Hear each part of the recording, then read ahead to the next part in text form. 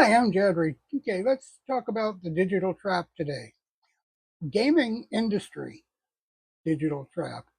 Look, the gaming industry didn't wake up one morning and decide, hey, let's make things easier for players. No, digital only gaming is about control, recurring revenue, and removing ownership from the equation entirely. GTA 6 didn't just kill physical media, it exposed the industry to long-term plan, and gamers felt it. My comments were full of people saying the same thing. If they take away physical games, what do we actually own? Today we're going deeper because this isn't about a disc. This is about digital sovereignty. When you buy a digital game, you're buying a game. You're not buying a game, you're buying a license, a permission slip. That license can be revoked, altered, geo-restricted, and removed from your library or locked behind a subscription you didn't sign up for. And the worst part, you agreed to all of this. Every EULA, every term of service update, they all reinforce the same idea. You don't own anything. Physical games were simple. You bought it, you own it, you simply play it forever. Digital games, you bought it, you rent it, and you keep it only as long as the platform allows. This is digital serfdom. Publishers hate physical media because they can't patch your disc, they can't remove your content, they can't force updates, and they can't track usage. They can't resell the same game twice. Digital solves all of that. And GTA 6 was the perfect test balloon. If the biggest game on earth can go digital only, and every other publisher will follow. This isn't innovation, this is consolidation. Once everything is digital, the next step is obvious: mandatory subscriptions. Game Pass, PS Plus, Ubisoft, EA Play, these aren't services, they're conditioning. Conditioning gamers to accept temporary access, rotating libraries, paywalls, basic features, cloud-only titles, games that disappear overnight. The end game is simple. You don't buy a game, you rent the access to the catalog. And when you subscription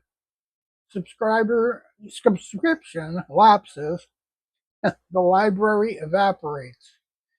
Cloud gaming is the final nail in the coffin. If your game runs on a server, you can't mod it, you can't preserve it, you can't archive it, you can't play offline. You can't keep it for future generations. Cloud gaming is the industry's dream scenario. Total control, zero ownership. The gamers become tenants and the publisher becomes a landlord. Let's call it what it is: digital serfdom,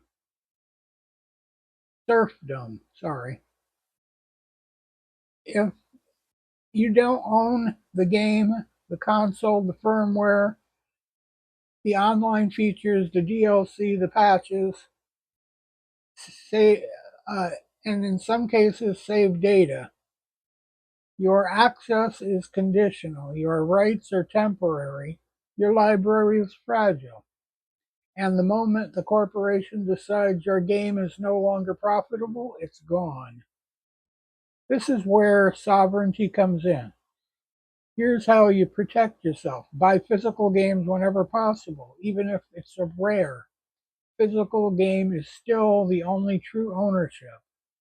Support platforms that allow offline play.